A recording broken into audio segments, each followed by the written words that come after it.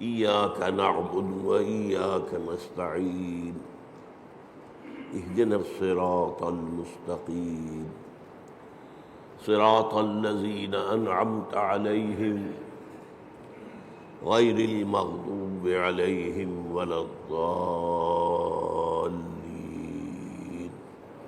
آمين رب اشرح لي صدري ويسر لي أمري واحلل عقدة من لساني يفقهوا قولي اللهم ربنا ألهمنا رشدنا وأعذنا من شرور أنفسنا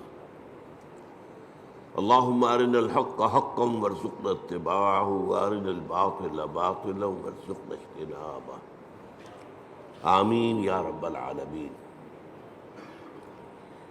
پچھلے جمعے میں ہم نے آیت بسم اللہ پر گفتگو کی تھی اور صرف اس تمہید کے ساتھ کہ یہ آیہ مبارکہ قرآن مجید کی سورتوں کے درمیان تو صرف ایک دفعہ آئی ہے، وہ سورہ نمل میں ہے۔ حضرت سلیمان نے جو خط لکھا تھا ملکہ سبا کو، اس کا آغاز اس سے ہوا تھا انہ من سلیمان وانہ بسم اللہ الرحمن الرحیم۔ باقی جو قرآن مجید کی 113 سورتوں کے شروع میں یا ان سے پہلے جو آیت درج ہے اس کے بارے میں اختلاف ہے کہ آیا یہ ان سورتوں کا حصہ ہے یا نہیں ہے۔ اکثر کی رائے یہ ہے کہ سورتوں کا حصہ نہیں ہے، بلکہ علامت کے طور پر کہ ایک سورت ختم ہو گئی دوسری شروع ہو رہی ہے، اور اسی لیے ان کا شمار بھی نہیں کیا جاتا۔ بعض اوقات بعض لوگوں کی رائے یہ ہے کہ ان کا شمار کیا جائے گا جب آپ پورے قرآن کی آیات کا شمار کریں گے تو یہ 113 آیات بھی شمار ہوں گی، اور ایک رائے یہ ہے کہ نہیں، انہیں نہیں گنا جائے گا۔ باقی اس میں اصل چیز اللہ کے 3 اسماء مبارکہ، اللہ، الرحمن، الرحیم، ان پر گفتگو ہو چکی ہے۔ اب ہم اللہ کے نام سے سورہ فاتحہ پر گفتگو اپنی شروع کر رہے ہیں۔ یہ بات سامنے آ چکی ہے کہ یہ 5ویں وحی ہے جو حضور پر ہوئی، اور پہلی مکمل سورت ہے جو آپ پر نازل ہوئی۔ اس سے پہلے متفرق آیات نازل ہوئی۔ سورہ علق کے شروع میں 5 آیتیں، سورہ قلم اس کے شروع میں 7 آیتیں، سورہ مزمل کے شروع میں 10 آیتیں، اور سورہ مدثر کے شروع میں 7 آیتیں، پھر یہ 7 آیتیں سورہ فاتحہ کی۔ اس سورہ مبارکہ کے بارے میں یہ سب کو معلوم ہے کہ یہ ہمارے نماز کا جزو لازم ہے، بلکہ نماز نام ہی اس کا ہے، گویا کہ اصل نماز یہی ہے۔ اس لیے کہ ایک حدیث میں جس میں، اور حدیث قدسی ہے، حضرت ابو ہریرہ رضی اللہ تعالیٰ عنہ راوی ہے، مسلم شریف کے اندر روایت موجود ہے، اللہ تعالیٰ نے خود اس سورہ مبارکہ کا تجزیہ کرتے ہوئے فرمایا ہے قسمت الصلاۃ بینی و بین عبدی نصفین، میں نے نماز کو اپنے اور اپنے بندے کے درمیان آدھا آدھا تقسیم کر لیا۔ اور پھر شرح کی حضور نے صلی اللہ علیہ وسلم کہ 3.5 آیتوں میں اللہ کی حمد و ثنا ہے اور اللہ کی بندگی کا اقرار ہے، یہ تو اللہ کا حصہ ہو گیا۔ باقی 3.5 آیتوں میں اللہ سے استدعا ہے، دعا ہے، یہ گویا بندے کا حصہ ہوا۔ تو اس حوالے سے یہ چیز تو بالکل طے ہے کہ یہ 7 آیتوں پر مشتمل ہے۔ البتہ جو لوگ آیت بسم اللہ کو بھی شمار کرتے ہیں پھر یا تو وہ 8 بن جائیں گی، لیکن ساتھ رکھنے کے لیے پھر وہ آخری 2 آیتوں کو ایک کرتے ہیں، صراط الذین انعمت علیہم غیر المغضوب علیہم ولا الضالین، اس کو ایک آیت مانتے ہیں۔ اس لیے آپ نے دیکھا ہوگا قرآن مجید میں وہاں پھر وہ آیت کا گول نشان نہیں ہے بلکہ وہ 5 کا حصہ لکھا ہوا ہے، یعنی گویا کہ یہاں کچھ اختلاف ہے۔ آج ہمیں اس کی پہلی آیت کے بارے میں بات کرنی ہے۔ الحمدللہ رب العالمین۔ سب سے پہلے ہمیں سمجھنا حمد کسے کہتے ہیں۔ حمد کا ترجمہ عام طور پر کیا جاتا تعریف، کل تعریف ہے اللہ کے لیے، یا تمام تعریف اللہ کے لیے، لیکن یہ ترجمہ اس اعتبار سے غلط ہے کہ تعریف کا لفظ بھی عربی کا ہے اور اس کے خاص معنی ہے۔ تعریف کے معنی ہوتا ہے کسی چیز کی پہچان کروانا، معرفت کروانا۔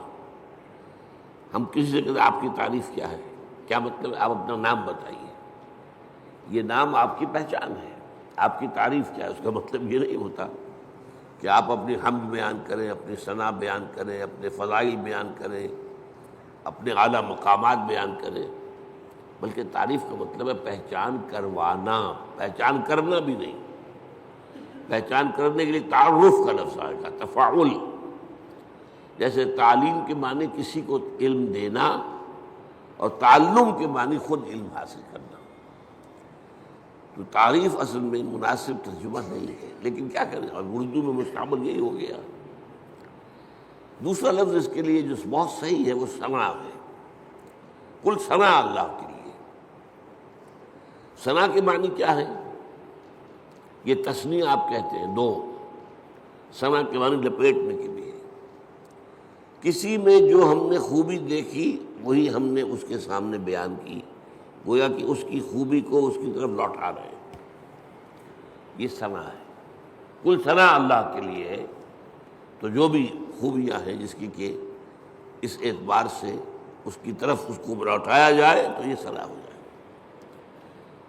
اب تیسری بات سمجھیے، تعریف اور ثنا بھی اس کا اصل مفہوم نہیں ہے، اس کا بنیادی مفہوم شکر ہے، کل شکر اللہ کے لیے۔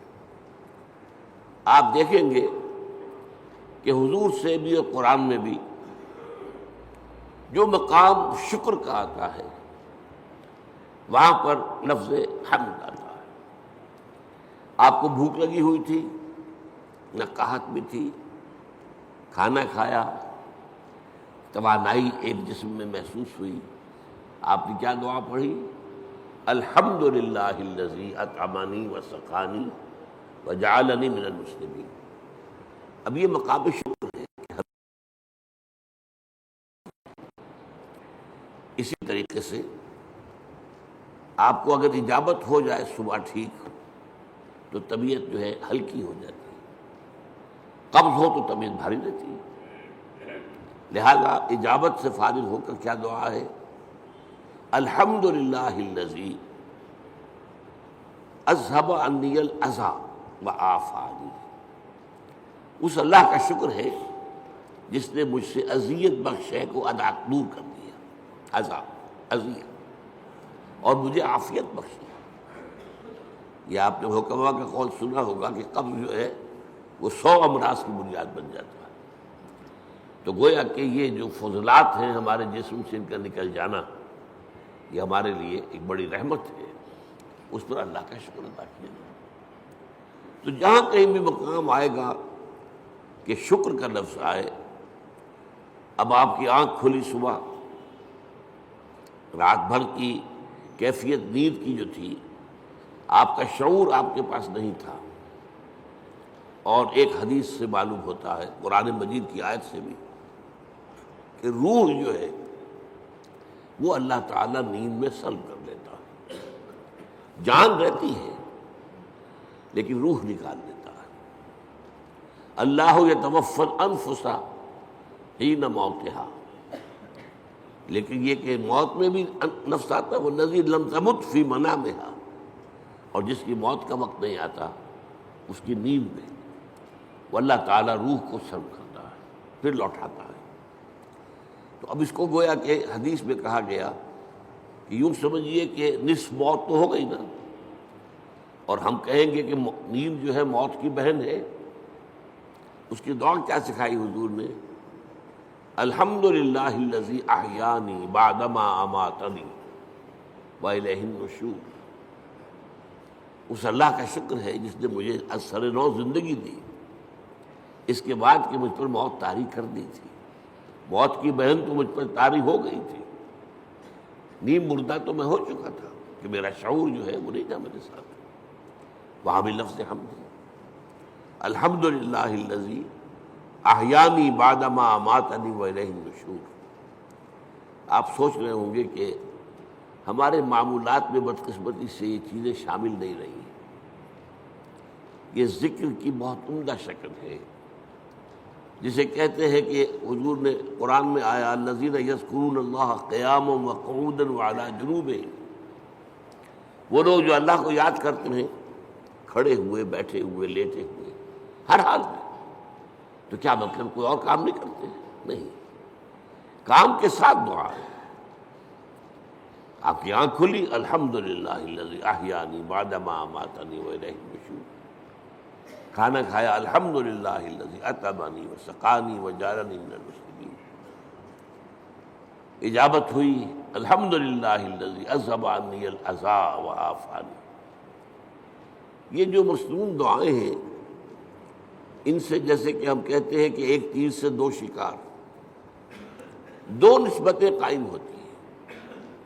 ایک اللہ سے نسبت قائم ہو گئی، ہم نے اس کا حمد کی، ہم نے اس کا شکر ادا کیا، تعلق قائم ہوا. ایک رسول کے ساتھ نسبت ہو گئی کہ مسنون دعا ہے، ہم اس شکر کے ادا کرنے میں اپنے الفاظ نہیں استعمال کر رہے، بلکہ وہ کر رہے ہیں کہ جو نبی اکرم صلی اللہ علیہ وسلم کرتے ہیں. تو دونوں نسبتیں اللہ کا ذکر، اس میں وقت تو کوئی نہیں لگا. بہرحال شکر جو ہے در حقیقت وہ اس حمد کا نیوکلیس ہے. البتہ شکر، اور عام معنی میں اب لفظ استعمال کر رہا ہوں میں تعریف، اس میں جو ایک باریک سا فرق ہے وہ کیا ہے؟ شکر کیا جاتا ہے اس چیز پر جس کا آپ کو فائدہ ہوا ہو، جس سے آپ کو کچھ حاصل ہوا ہو، جس سے آپ کی کوئی ضرورت پوری ہوئی ہو، جس سے آپ کی کوئی تکلیف رفع ہوئی ہو، جس سے آپ کی کوئی حاجت پوری ہوئی ہو. شکر اس پر ہو. اور تعریف کوئی حسن ہے، کمال ہے، خوبی ہے، چاہے آپ کو تو کوئی فائدہ نہیں ہوا. پھول کیا خوبصورت پھول ہے، تعریف کی ہے آپ نے، لیکن یہ کہ آپ کو اس سے کوئی مادی فائدہ تو نہیں ہوا. ہر شے، جس شے میں بھی کوئی جمال ہے، کوئی کمال ہے، اس کی تعریف کی جائے، خواہ آپ کو اس سے کوئی فائدہ نہ پہنچا ہو. یہ تعریف ہے. البتہ یہ جو باریک سا فرق میں نے بیان کیا ہے، اس کو بھی نوٹ کر لیجئے، یہ بھی ہمارے شعور کے محدود ہونے کی وجہ سے ہے، ورنہ اس سے بھی ہمیں فائدہ ہوتا ہے. ایک خوبصورت پھول دیکھ کر اس کی خوبصورتی، اس کی خوشبو، اس سے آپ کی روح کو ایک باریدگی حاصل ہوتی ہے. اسی لیے میں نے لفظ استعمال کیا، مادی فائدہ نہیں ہوتا، آپ کی روح کو ایک باریدگی، آپ کی طبیعت میں ایک انشراح، آپ کی طبیعت میں ایک کیفیت پیدا ہوتی ہے. ہائی اسکول کے زمانے میں جو ہمارا کورس تھا انگلش پوئٹری کا، تو پہلی نظم تھی ڈیفوڈلز. بہت سے حضرات نے پڑھی ہوگی. وہ نظم کیا تھی کہ شاعر ایک روز سیر پر نکلا ہوا ہے، ایک پہاڑی کو عبور کر کے وہ جب اس کی چوٹی پر پہنچتا ہے تو دوسری طرف نگاہ گئی، وادی ہے، اور وادی بھری ہوئی ہے ڈیفوڈل کے پودوں سے اور اس کے پھولوں سے، اور پھول لہرا رہے ہیں ہوا کے اندر، ناچ رہے ہیں ہوا میں. یہ منظر جو ہے، اب اس سے اسے کوئی فائدہ تو نہیں پہنچا، کوئی مادی فائدہ نہیں پہنچا، لیکن شاعر اصل میں کہتے ہی اسے ہے جس کا شعور زیادہ زندہ ہو. شاعر کہاں سے بنا ہے؟ شعور سے. شاعر زیادہ حساس ہوتا ہے. وہی چیز جو آپ نے بھی دیکھی، شاعر نے بھی دیکھی، اس نے اس کا ایک زیادہ گہرا اثر دیا. تو وہ شاعر کہتا ہے، ورڈزورتھ نام کا شاعر ہے یہ، I gazed and gazed, but little thought what wealth the scene to me had brought. میں دیکھتا رہا لیکن مجھے یہ خیال نہیں آیا کہ یہ سین، یہ نظارہ جو میں نے دیکھا ہے، اس سے مجھے کیا دولت ملی ہے۔ اب اس کے بعد اسے احساس ہوا فراف من کاؤچ لائی، کیونکہ اکثر اب ہوتا ہے کہ میں جب اپنے کاؤچ پر، اپنے بستر پر لیٹا ہوتا ہوں، ان ویکنٹ اور ان پینسو موڈ، کسی فکر میں ہوں یا خالی ذہن ہوں، they flash upon that inward eye which is the bliss of solitude. وہ ڈیفوڈی کا نظارہ جو ہے میری اندرونی آنکھ کے سامنے آ جاتا ہے۔ They flash upon that inward eye which is the bliss of solitude، جو کہ انسان کی تنہائی کا سب سے بڑا یوں سمجھیے کہ اس کی نعمت ہے۔ And then my heart with pleasure fills and dances with the daffodils۔ اب پھر میرا دل جو ہے خوشی سے بھر جاتا ہے، اور وہ بھی ان ڈیفوڈلز کے ساتھ ناچنا شروع کر دیتا ہے۔ تو یہ اندرونی چیز انسان کو ملتی ہے، اور یقیناً لیکن یہ کہ عام آدمیوں کو اس کا احساس نہیں ہوتا۔ البتہ جو مادی جو فائدہ ہوتا ہے، جیسے بھوک سے نجات ملی، پیاس سے نجات ملی، اور کوئی آپ کا کام ہوا، اسی طرح یہ لفظ استعمال ہوتا ہے قرآن میں۔ جب اللہ تعالیٰ ہمیں پہنچا دے گا اپنے فضل و کرم سے جنت میں، جب داخل ہوں گے تو جو ترانہ ہوگا وہ کیا ہوگا ہماری زبان پر؟ الحمدللہ الذی ہدانا لہذا وما کنا لنہتدی لولا ان ہدانا اللہ۔ سارا شکر اس اللہ کا ہے جس نے ہمیں یہاں تک پہنچایا۔ یہ ہدایت کے معنی ہم جب آخری حصہ پڑھیں گے سورت کا تب تفصیل سے بات کروں گا۔ ہدایت کے درجے ہیں، ہدایت کا درجہ یہ بھی ہے کہ آپ نے کسی کو کوئی بات بتا دی، ایک درجہ اس سے آگے ہے، اس کو خوب اچھی طرح سمجھایا۔ اب مثال کے طور پر کوئی شخص آپ سے کوئی پتہ پوچھ رہا، بھائی مجھے فلاں جگہ جانا ہے، ذرا مجھے بتائیے۔ آپ نے کہا یوں جانا، ادھر مڑ جانا، ادھر چلے جانا۔ امریکہ میں جو ہے وہ گنتی کرتے ہیں لائٹس کے ساتھ، ٹریفک لائٹس، 4 ٹریفک لائٹس کے بعد بائیں کو مڑ جانا، اس کے بعد پھر تیسری کے اوپر دائیں کو مڑ جانا۔ یہ بتا دیا آپ نے، یہ بھی ہدایت ہی ہے نا۔ ایک درجہ یہ ہے کہ آپ نے کہا بھائی لاؤ میں تمہیں پہنچا آتا ہوں، آپ نے اس کی انگلی پکڑی یا اپنی گاڑی میں بٹھایا اور اس کی منزل پر پہنچا دیا۔ یہ منزل تک پہنچا دینا، یہ ہدایت کا آخری مرحلہ ہے۔ اللہ نے ہدایت کا ابتدائی مرحلہ تو ہمیں کیا، ہمارے اپنے اندر ہدایت موجود ہے، نیکی اور بدی کی پہچان موجود ہے۔ الہمہا فجورہا و تقواہا، ہماری روح کے اندر اللہ کی معرفت بھی ہے اور محبت بھی ہے، موجود ہے۔ پردے پڑ گئے ذہول کے، غفلت کے، ہماری ساری توجہ جو ہے دنیا میں، ہم گم ہو کر رہ گئے، ورنہ ہمارے اندر ہے سب کچھ۔ قرآن کہتا ہے فطرت اللہ التی فطر الناس علیہا، یہ انسان کو جو بنایا اللہ نے، یہ فطرت اللہ پر بنایا، فطرت اللہ التی فطر الناس علیہا۔ ہے ہمارے اندر معرفت بھی ہے، محبت بھی ہے، محبت بھی خوابیدہ ہے، اور معرفت کے اوپر بھی ذہول کے پردے پڑے ہوئے۔ اسی لیے قرآن اپنے آپ کو کیا کہتا ہے؟ تذکرہ، کلا انہا تذکرہ، یاد دہانی ہے۔ فذکر بالقرآن من یخاف وعید، آپ تذکیر کیجیے، یاد دہانی کرائیے۔ یہ تعلیم نہیں ہے، تعلیم تو اس چیز کی ہوتی ہے جو پہلے انسان کو معلوم نہ ہو۔ تذکیر وہ ہے جو آپ کو یاد تھی، معلوم تھی، بھول گئے آپ، لیکن آپ کے علم میں تھی، بھول گئے۔ تذکیر، یاد دہانی، بھئی فلاں وقت ہوا تھا نا معاملہ، تمہیں یاد نہیں رہا، یہ آپ تذکیر کر رہے ہیں۔ کوئی ادھر ادھر کی بات کر کے آپ بتائیں گے یاد آ جا، ہاں مجھے یاد آ گیا، یہ تذکیر۔ تو قرآن تذکیر کے لیے آیا ہے، تذکرہ ہے، ذکرہ، ذکرہ بھی کہا گیا۔ وَلَقَدْ يَسَّرْنَا الْقُرْآنَ لِلذِّكْرِ فَهَلْ مِن مُدَّكِرٍ، اس یاد دہانی کے، ورنہ تمہارے اندر موجود ہے۔ اللہ کی معرفت ہے، اللہ کی محبت ہے، نیکی اور بدی کا شعور ہے، یہ دے کر دنیا میں بھیجا ہے تمہیں۔ اور اس کے بعد یہ ہے کہ اس سے اگلی ہدایت اللہ نے اپنی کتابیں نازل کر دی، اللہ نے اپنے نبی بھیج دیے، اپنے رسول بھیج دیے۔ پھر اس سے اگلی ہدایت کیا ہے؟ تم ارادہ کرو خیر کا، اللہ توفیق دے گا اور انگلی پکڑ کر تمہیں پہنچائے گا۔ یہ ہے ہدایت کی وہ آخری منزل کہ جب وہ داخلہ ہوگا تو اہل جنت کی زبان پر یہ حمد کا ترانہ ہوگا، الحمدللہ الذی ہدانا لہذا وما کنا لنہتدی لولا ان ہدانا اللہ۔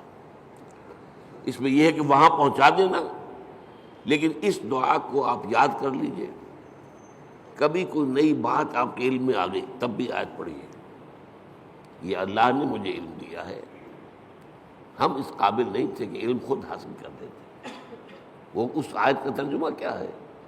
کل حمد کل شکر اس اللہ کا ہے جس نے ہمیں یہاں پہنچایا جنت تک، ہم پہنچنے والے نہیں تھے، ہم اپنے بل پر اپنی سمجھ سے اپنی کوشش سے پہنچنے والے نہیں تھے۔ وما کنا لنہتدی لولا ان ہدانا اللہ۔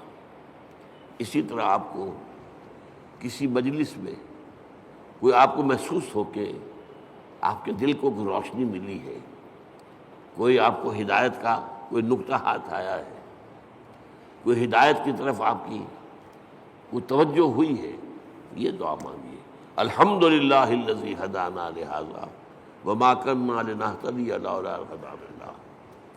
چاہے وہ کسی کے ذریعے سے آیا ہو، لیکن الٹیمیٹ سورس تو اللہ ہے نا۔ خود اس کو کس نے بتایا تھا؟ اللہ نے بتایا تھا۔ ہمیں جس نے سکھایا ہے اسے کس نے سکھایا تھا؟ اللہ نے سکھایا تھا۔ اسی طرح الحمدللہ الذی صدقنا وعدہ واورثنا الارض نتبوأ من الجنۃ حیث نشاء۔ ایک جگہ یہ ترانہ آیا ہے، جنت والے ترانہ جو ہے کل حمد کل شکر اس اللہ کا ہے جس نے ہم سے اپنا وعدہ سچا کر دکھایا۔ اس نے ہم سے کہا تھا کہ تم میرے راستے میں چلو گے میں تمہیں جنت دوں گا، آج ہمیں اللہ نے وہاں پہنچا دیا۔ صدقنا وعدہ، اس نے اپنا وعدہ ہمارے ساتھ سچ کر دکھایا اور ہمیں بنا دیا وارث، اس جنت کی زمین کا وارث بنا دیا۔ ہم جہاں چاہے ڈیرا لگائیں، کھلی چھوٹ ہے ہمیں۔ الحمدللہ الذی صدقنا واورثنا الارض، زمین کا ہمیں وارث بنا دیا۔ اس سے بعض حضرات چاہیے کہ جنت کی ابتدائی منزل اسی زمین پر ہوگی، زمین کا وارث بنا دیا گیا۔ واورثنا الارض، بعض نے کہا نہیں، ارض سے مراد ارض جنت ہے، جنت کی زمین کا ہمیں وارث بنایا۔ لیکن میری ذاتی رائے بھی یہی ہے، اصل میں حساب کتاب یہی ہوا، میدان حشر اسی زمین میں ہوگا، اس لیے کہ قصہ زمین برسر زمین، آپ نے نیکی یہی کمائی ہے، بدی بھی یہی کمائی ہے، اس کی سزا بھی یہی ہوگی اور اس کی جزا بھی شروع یہاں ہوگی، لیکن شروع ہوگی، جزا کے مرحلے ہیں، پھر اس کے بعد جنت، آسمانی جنتوں کی طرف عروج ہوگا۔ لیکن وہ جو میں نے کئی دفعہ آپ کو بتایا ہے، قرآن مجید میں ایک نزل کا لفظ آتا ہے، نزل، اور ایک عربی میں ضیافت کا لفظ، ان دونوں میں فرق کیا ہے؟ نزیل کہتے ہیں کسی مہمان کو جب کہ وہ فوراً آیا آپ کے ہاں، نزلہ اترا، کوئی اونٹ سے اترا آپ کے دروازے پر، نزیل ہے، گھوڑے سے اترا آپ کے دروازے پر، نزیل ہے، کسی خچر پر تھا، گدھے پر تھا، اترا، نزیل ہے۔ آج آپ کار سے اترتے ہیں، نزیل ہے، نزلہ تو ہے۔ آتے ہی آپ کیا کرتے ہیں؟ موسم کے لحاظ سے کوئی ٹھنڈا یا گرم، فوری طور پر ٹھنڈا یا گرم جو ہے اس کی تبادل کی جائے گی، پھر ضیافت ہوگی، پھر اہتمام ہوگا، پھر جو ہے آپ اہتمام کے ساتھ کھانا تیار کریں گے، اس کو ضیافت ہے۔ یہ جو قرآن مجید میں یہ نقطہ جو ہے بعض لوگوں کو بہت پریشان کرتا ہے، ذرا لطیف مزاج رکھنے والے لوگوں کو، کہ کیا جنت کے اندر اللہ تعالیٰ حوریں ہوں گی، غلمان ہوں گے، شہد ہوگا، دودھ ہوگا، پھل ہوں گے، یہ مادی چیزیں جو ہیں ان کی کیا قدر و قیمت ہے؟ کیا یہی کچھ ملنا ہے؟ اس کا جواب یہی ہے، یہ نزل ہے، ابتدائی جو ہے مہمان نوازی اس سے ہوگی۔ اور کیوں ہونی ہے؟ ایک بندہ مومن اپنے راستے پر اگر وہ چلتا ہے ایمان اور اسلام پر، تو اس دنیا میں نعمتوں میں سے اکثر آلات میں محروم رہتا ہے۔ حلال کے ذریعے سے کہاں آپ پھل لائیں گے، کہاں اپنے بچوں کو پھل کھلائیں گے؟ آپ کو ٹنڈی ترشی کے ساتھ جو ہے آپ نے اپنے نفس کے اوپر بھی قابو رکھا ہے، آپ نے کوئی جنسی جو ہے بے راہ اختیار نہیں کی ہے۔ یہ جن خواہشات کو جو اللہ نے ہمارے اندر رکھی ہوئی ہیں ان کو کنٹرول کیا، روکا ہے۔ نہن نفس عن الہوا، خواہشات سے اپنے نفس کو روکے رکھا۔ تو میں کہتا ہوں اس کا منطقی جگہ یہی ہونی چاہیے کہ ان خواہشات کی بھرپور تسکین کا سامان کر دیا جائے جن سے تم نے ہمارے راستے پر چلنے کی وجہ سے اپنے آپ کو محروم رکھا۔ لیکن یہ نزل ہوگا، آخری جنت کی جو نعمتیں ہیں جو اور آگے درجے کھلیں گے، پھر چڑھنا ہوگا، صعود ہوگا۔ اس صعود کے بارے میں تو فرمایا ما لا عین رأت ولا اذن سمعت وما خطر علی قلب بشر۔ وہ جو اوپر کی جنتیں ہیں ان کی نعمتوں کے بارے میں حضور کے الفاظ ہیں، وہ تو وہ ہے جو نہ کسی آنکھ نے دیکھی، نہ کسی کان نے سنی، نہ کسی کے دل میں ان کا احساس اور ادراک وارد ہوا۔ وہ یہاں بیٹھ کر تو ہم اندازہ کر ہی نہیں سکتے۔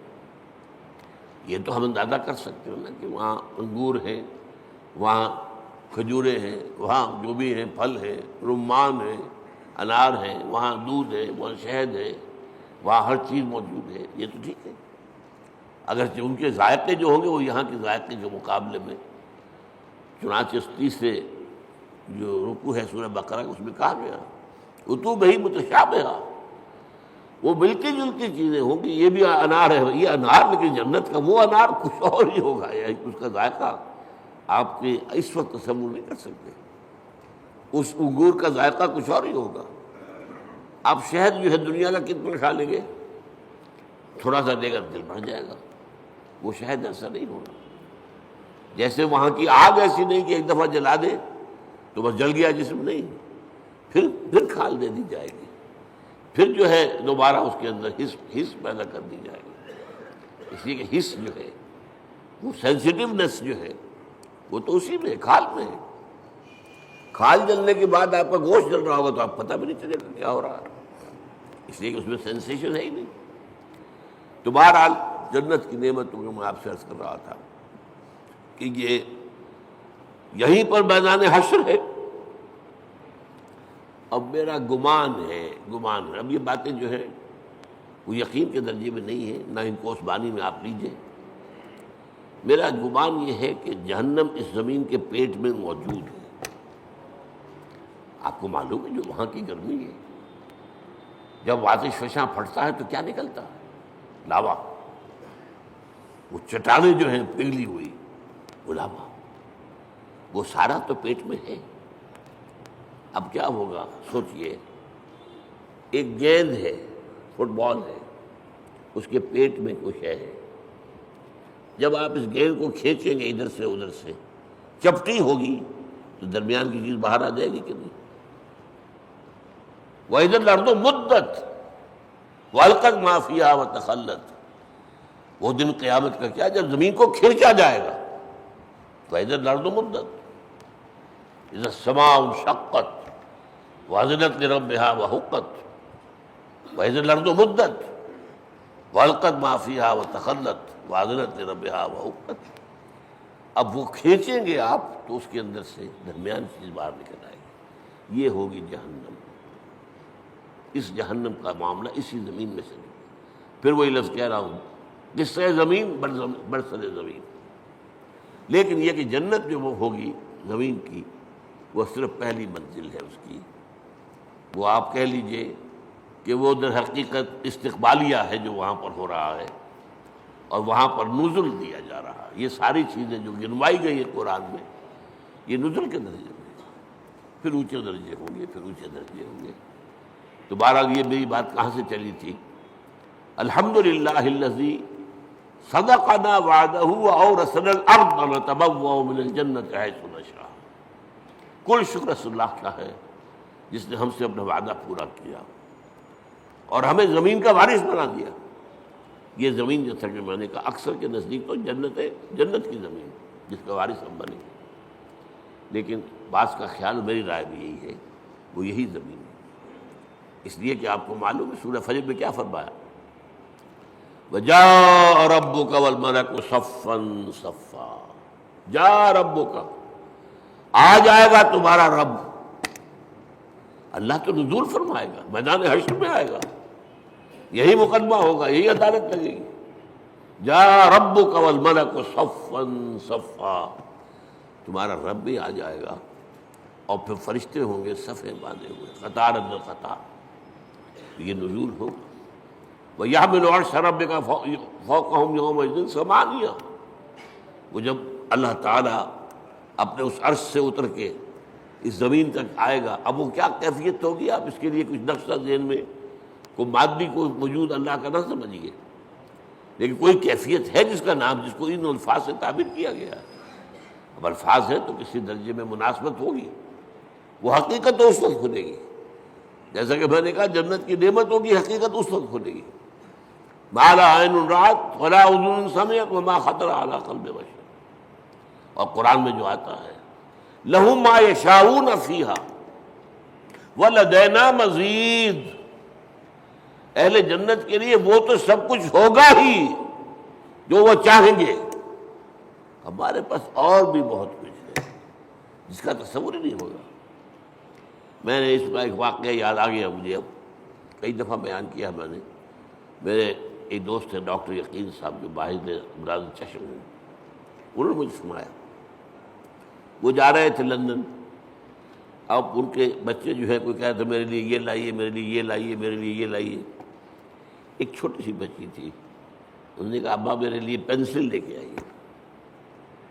اب وہ لندن سے پینسل منگوا رہی ہے، اس کا ذہن اس سے آگے ہے ہی نہیں، وہ لڑتی ہوئی اپنے بڑے بہن بھائیوں سے، وہ اس کو چھینتی ہوگی، مجھے دو میں کچھ لکھوں یا لکیریں کھینچوں کہیں، اور وہ بڑے بہن بھائی اس کو چھینتے ہوں گے اس سے، تو اس کے لیے تو بہت بڑی نعمت تھی پینسل، تو ابا میرے لیے پینسل لے کے آئیں گے۔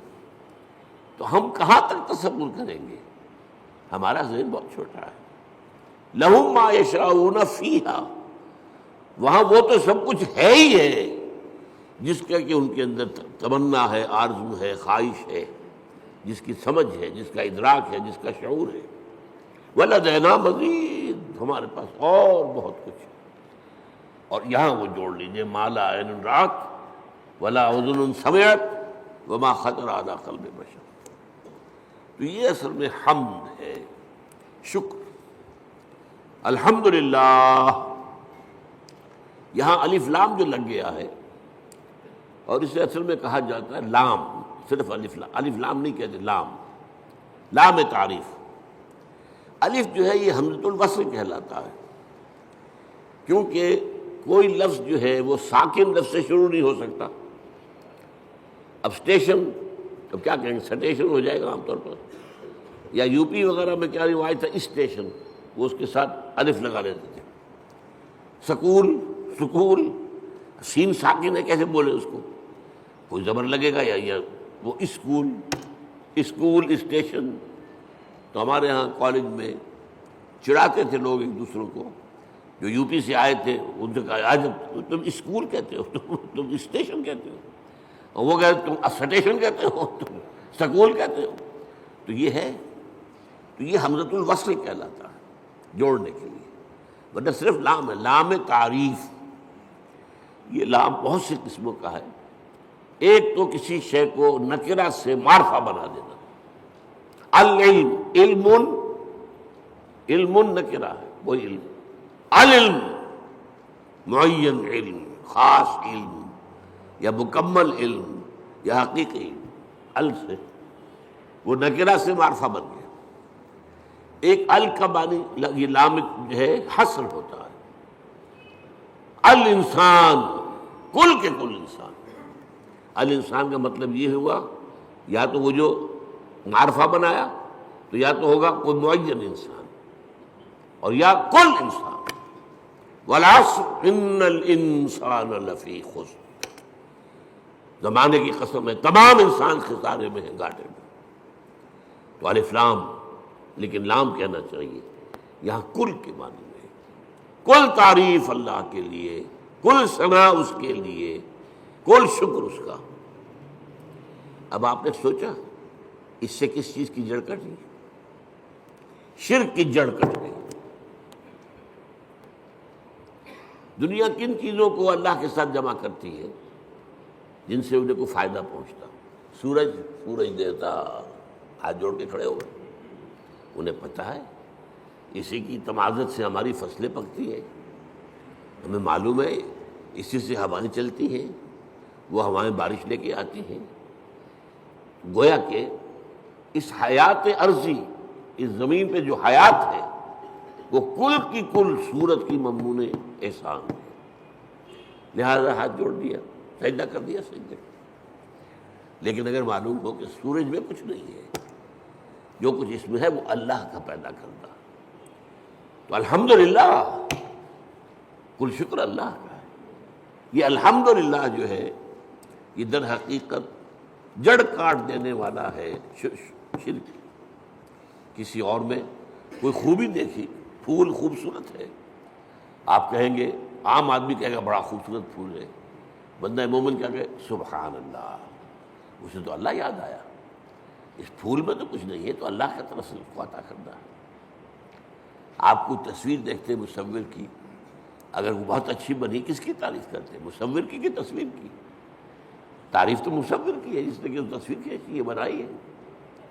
تو در حقیقت الحمدللہ، اور یہ جان لیجئے یہی شکر جو ہے یہی عبادت کی شکل اختیار کرتا ہے۔ کیوں؟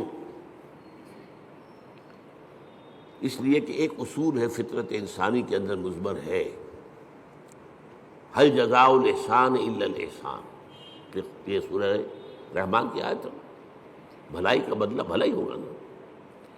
کسی نے آپ کے ساتھ کوئی خیر کیا ہے، اچھا کام کیا ہے، آپ کے دل میں ہوگا میں بھی اس کی بھی خدمت کروں۔ اگر انسانیت آپ میں ہے تو اس شکر کا بدلہ، جیسے کہ ہمیں معلوم ہے کہ حضور ہدیہ قبول کرتے تھے لیکن ہدیہ دیتے بھی تھے، چنانچہ جو بھی کوئی آپ کے ساتھ بھلائی کرے آپ اس کے ساتھ بھلائی کریں۔ والدین کی بھلائی وہ اتنی ہے کہ ہم کتنی ہی خدمت کر لیں ان کا حق ادا نہیں ہوگا، اور سوائے اس کے کوئی چارہ کار نہیں کہ اللہ ہی سے دعا کریں، اے اللہ ورحمہما کما ربیانی صغیرا، پروردگار جس طرح میرے والدین نے مجھے پالا پوسا جبکہ میں چھوٹا سا تھا، تو ان پر رحم فرما، میں ان کا حق ادا نہیں کر سکتا۔ بس البتہ یہ کہ انسان مقدور بر تو کرتا ہے، سلیم الفطرت انسان ہو، فطرت کج نہ ہو گئی ہو، پرورٹڈ نہ ہو، تو والدین کی خدمت، بوڑھے والدین کو۔ آپ کو معلوم ہے صرف دو چیزیں ہیں جن کے بارے میں کہا گیا ان کو دیکھنا بھی عبادت ہے۔ محبت اور تعظیم کی نگاہ سے کعبے کو دیکھنا عبادت ہے، چاہے آپ طواف نہیں کر رہے، چاہے آپ کوئی نماز نہیں پڑھ رہے، کعبے کے سامنے بیٹھ کر محبت اور تعظیم کے ساتھ اس کو دیکھنا عبادت ہے۔ بوڑھے والدین کو دیکھنا محبت کے ساتھ عبادت یہ حضور نے فرمایا۔ تو آپ جو ہے اپنی امکانی حد تک جو اس کا آپ جو ہے بدلہ اتارتے ہیں۔ انہوں نے پالا پوسا جبکہ میں چھوٹا سا تھا، میری ضروریات پوری کی، اب یہ بوڑھے ہیں، یہ محتاج ہیں، اب ان کی ضرورتیں میں پوری کروں گا۔ اگرچہ جیسا کہ میں نے کہا کہ حق ادا نہیں ہو سکتا، لیکن اب آپ سورج کا کیا حق ادا کریں گے؟ کچھ بھی نہیں کرتے۔ یہ جذبہ شکر جو ہے سورج کا، یہ عبادت کی شکل اختیار کرتا ہے۔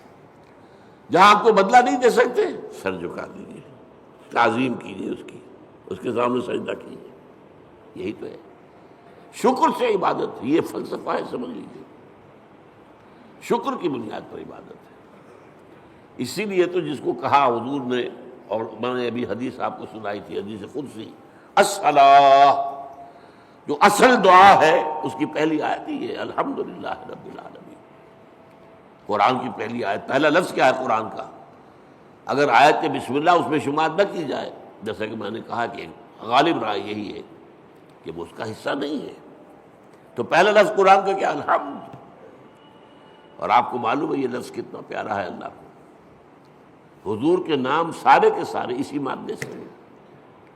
محمد حمد سے ہے، احمد حمد سے ہے، محمود حامد حمد سے ہے۔